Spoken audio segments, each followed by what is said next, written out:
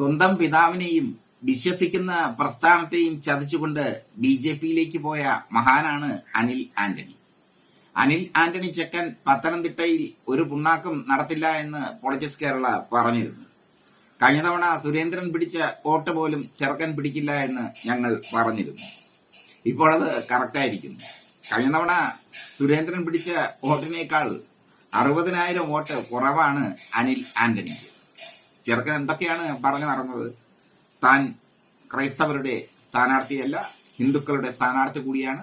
തനിക്ക് ക്രൈസ്തവ വോട്ടുകൾ ലഭിക്കും, ഹിന്ദുക്കളുടെ വോട്ടുകൾ ലഭിക്കും, താൻ ജയിച്ചു കയറും.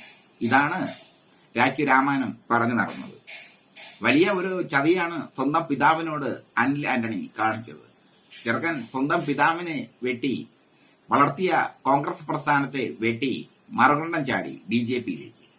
ബി.ജെ.പി കൊണ്ടു നടന്നു. ചെറുക്കൻ രാശിയില്ല എന്ന് ബി.ജെ.പിക്ക് മനസ്സിലായത് കർണാടക തെരഞ്ഞെടുപ്പിൽ, നിയമസഭാ തെരഞ്ഞെടുപ്പിൽ ചെറുക്കനെ ഇറക്കി നോക്കി. ചെറുക്കൻ പോയ സ്ഥലങ്ങളിലെല്ലാം കോൺഗ്രസ് സ്ഥാനാർത്ഥികൾ പാട്ടും പാടി ജയിച്ചു. അപ്പോഴേ ബി.ജെ.പിക്ക് മനസ്സിലായി രാശിയില്ല. പിന്നെ ദക്ഷിണേന്ത്യയിൽ ചെറുക്കനെ നിർത്തിയില്ല. ഉത്തരേന്ത്യയിൽ പല സംസ്ഥാനങ്ങളിലും ചുമതല ഏൽപ്പിച്ചു, വടക്കു കിഴക്കൻ സംസ്ഥാനങ്ങളിൽ. അവിടെയൊക്കെ ചെന്ന് പ്രസംഗിച്ച് നടന്നതല്ലാതെ അവിടെയൊക്കെ ബി.ജെ.പിക്ക് വലിയ തിരിച്ചടിയാണ് ഈ കഴിഞ്ഞ ലോക്സഭാ തെരഞ്ഞെടുപ്പിൽ ലഭിച്ചിരിക്കുന്നത്. ഇപ്പോ പത്തനംതിട്ടയിൽ വലിയ ഒരു മുന്നേറ്റം അനിൽ ആന്റണി കാഴ്ചവെക്കുമെന്ന് ബി.ജെ.പിക്കാർ വിശ്വസിച്ചു. എന്തിനെ ജയിക്കുമെന്ന് പോലും വിശ്വസിച്ചു. ജയിക്കില്ല എന്ന് ഉറപ്പുണ്ടായിരുന്ന ഒരാൾക്ക് മാത്രമാണ്, നമ്മുടെ പി.സി. ജോർജ്. അനിൽ ആന്റണിക്ക് മലയാളം അത്ര വഴങ്ങില്ല എന്നാണ് പി.സി. ജോർജ് പിന്നീട് പ്രതികരിച്ചത്. നമ്മുടെ സ്ഥാനാർത്ഥിക്ക് മലയാളം വഴങ്ങില്ല. മലയാളം വഴങ്ങാത്തത് കൊണ്ടാണ് ചെറുക്കൻ തോറ്റുപോയത്. അതാണ് പി.സി. ജോർജിന്റെ നിർവചനം. യഥാർത്ഥത്തിൽ ആ പി.സി. ജോർജിനെ പിടിച്ച് നിർത്തിയിരുന്നെങ്കിൽ ഇത്രയും താകില്ലായിരുന്നു വോട്ട് നില, ഇത്രയും തകരില്ലായിരുന്നു പത്തനംതിട്ടയിൽ ബി.ജെ.പി. മറ്റ് ലോക്സഭാ മണ്ഡലങ്ങളിൽ ബി.ജെ.പി ശക്തമായ പ്രകടനമാണ് കാഴ്ചവെച്ചത്, പത്തനംതിട്ട ഒഴിച്ച്. പത്തനംതിട്ടയിൽ 60,000 വോട്ടാണ് കുറവ് കെ സുരേന്ദ്രൻ കഴിഞ്ഞതോടെ പിടിച്ചതിനേക്കാൾ. അനിൽ ആന്റണി ചെറുക്കൻ ഇത്രയും വിലയുള്ളെന്ന് ബി.ജെ.പി മനസ്സിലാക്കിയിരിക്കും. അനിൽ ആന്റണി രാഷ്ട്രീയത്തിലേക്ക് ഇറങ്ങിയത്, ബി.ജെ.പിയിലേക്ക് ഇറങ്ങിയത് പിതാവിന്റെ അനുഗ്രഹാശംസകൾ വാങ്ങിക്കൊണ്ടല്ല, മാതാവിന്റെ അനുഗ്രഹാശംസകൾ വാങ്ങിക്കൊണ്ടാണ്. കൃപാസനത്തിൽ പോയി ആ മാതാവ് ഉടമ്പടി വെച്ചതെല്ലാം നമ്മൾ കേട്ടു, നമ്മൾ കണ്ടു. ചെറുക്കിന് വേണ്ടി മാതാവ് നിരന്തരം പ്രാർത്ഥിച്ചെങ്കിലും ജനങ്ങൾ കനിഞ്ഞില്ല. ജനങ്ങൾ അങ്ങനെയാണ്. കള്ളനാണയങ്ങളെ എപ്പോഴും തിരിച്ചറിയുന്ന കൂട്ടമാണ് ജനങ്ങൾ. ജനങ്ങളെന്നാൽ തിരിച്ചറിയുന്നവരുടെ പ്രസ്ഥാനമാണ്. അതുകൊണ്ട് തന്നെ അനിൽ ആന്റണി ചെറുക്കനോട് പത്തനംതിട്ടക്കാർ മുഖം തിരിച്ച് നിന്നു. ഉള്ള ഓട്ടം കൂടെ പോയി അനിൽ ആന്റണി മത്സരിച്ചത്.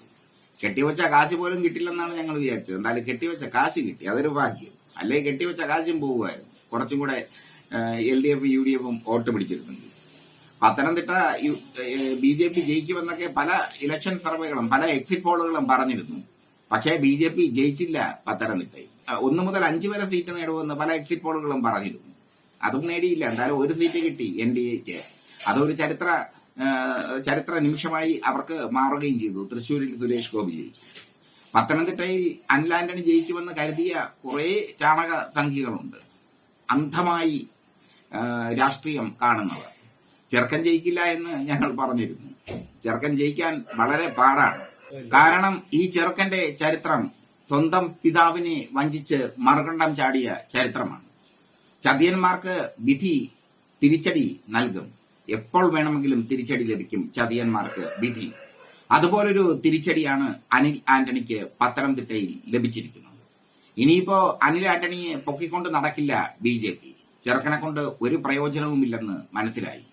പി.സി. ജോർജിന് സീറ്റ് നൽകാതെ കേന്ദ്ര നേതൃത്വം നേരിട്ട് ഇടപെട്ടാണ് അനിൽ ആന്റണിക്ക് സീറ്റ് നൽകിയത്. അതിനുള്ള തിക്തഫലം കേന്ദ്ര നേതൃത്വം അനുഭവിച്ചു.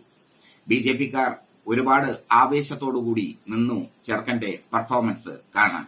ചെറുക്കൻ വലിയ സീറോയായി മാറി.